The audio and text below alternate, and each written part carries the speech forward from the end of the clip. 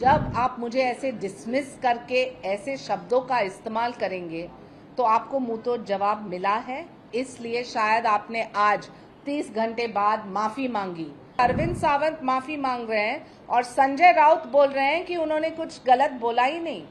तो क्या है ऑफिशियल स्टैंड महाविनाश आघाड़ी का? क्या है ऑफिशियल स्टैंड नाना पटोले, शरद पवार, उद्धव ठाकरे का? माल का मतलब है ऑब्जेक्टिफिकेशन। माल का मतलब है कि मैं किसी की प्रॉपर्टी हूं जो मैं नहीं हूं। मैं एक महिला हूं, लेकिन मैं माल नहीं हूं। मां मुंबा देवी की बेटी हूं, लड़ूंगी और जीतूंगी क्योंकि मुंबा देवी का साथ है। कल नागपाड़ा पुलिस स्टेशन में हमने ये एफआईआर दर्ज की।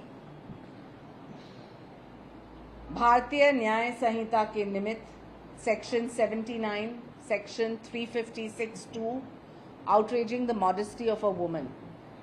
सवाल ये उठता है कि क्यों एक महिला जो सार्वजनिक राजनीति में रही है 20 साल, मेरे पास दो पर्याय थे। एक कि मैं चुप बैठ के अरविंद सावंत के बयान को सुनूं, जहां वो बोलते हैं कि मैं इम्पोर्टेड माल हूं। उनके बगल में अमीन पटेल खड़े हैं जो वहाँ के आमदार हैं और वो हंस रहे हैं।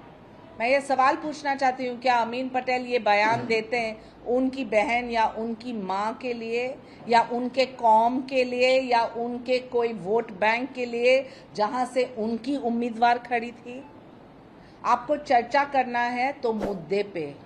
और आज मैं उबाटा सेना को पूछना चाहती हूँ संजय राउत के स्टेटमेंट पे, जहां वो बोलते हैं कि माफी मांगनी ही नहीं, वो इम्पोर्टेड है। संजय राउत जी, 3 पीढ़ी से मेरे परिवार दक्षिण मुंबई में काम करते आ रहे हैं। मैंने सब सबूत दिखाया है डेट्स के साथ, जहां मैंने अरविंद सावंत के लिए कैंपेन किया 2014 से 2019 तक। तब मैं आपकी लाड़की बहन थी, आज मैं इम्पोर्टेड माल बन चुकी हूँ। मैं पूछना चाहती हूँ संजय राउत जी को, जो आपको आपत्ति नहीं है माल जैसे शब्दों का, तो आपकी मनस्थिति स्पष्ट होती है, हमारी नहीं। एक महिला जो राजनीति में है 20 साल से, मैंने कभी कोई कंट्रोवर्सी, कोई लालछन, कोई टिप्पणी, कोई एफआईआर तक नहीं दर्ज किया है।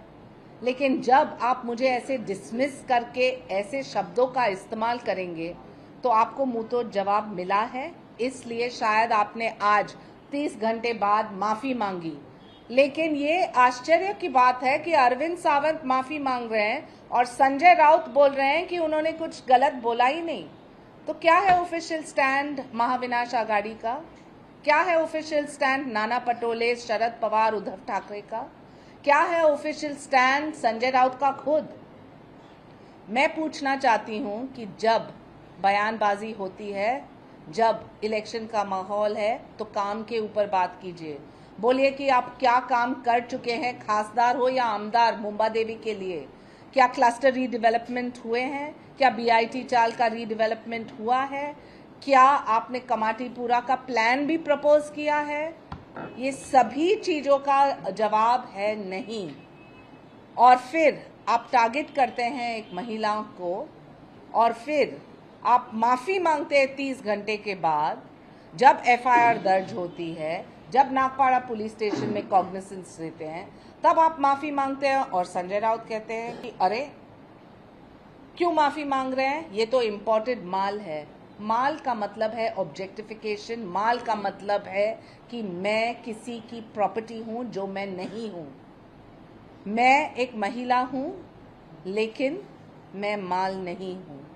और एक तरफ कांग्रेस पार्टी बड़ी बड़ी बातें करते हैं ना कि लड़की हूं, लड़ सकती हूं। एकमात्र मुख्यमंत्री है एकनाथ शिंदे जी, जिन्होंने लाड़की बहन योजना में महिलाओं को एक चांस दिया। सक्षम महिला हो या कोई अंडर प्रिविलेज, सबको मिला है मौका। हमारे मुंबा देवी क्षेत्र में 40,000 लाभार्थी है लाड़की बहन योजना के, जिसमें से 15,000 मुसलमान हैं। उन्होंने मौका दिया, प्रधानमंत्री ने मौका दिया, और ये महाविनाश आघाड़ी वो क्या कर रहे हैं? सिर्फ टिप्पणी पे टिप्पणी। मैं बोलना चाहती हूं कि जो भी नेतागण विपक्ष में हैं वो चुप क्यों है? जब कोई भी कंट्रोवर्सी होता है कोई भी महिला नेता का, और आप पूरा ट्रैक रिकॉर्ड देखिए 20 साल का, मैंने हमेशा उनका पक्ष लिया है। जब वो टारगेट होती है उनका पक्ष लिया है। प्रियंका चतुर्वेदी हो या सुप्रिया सूले, हमेशा उनका पक्ष लिया है, क्योंकि the cause of women is much much bigger. और आज वो सब चुप बोलते हैं, लड़की हूँ, लड़ सकती हूँ।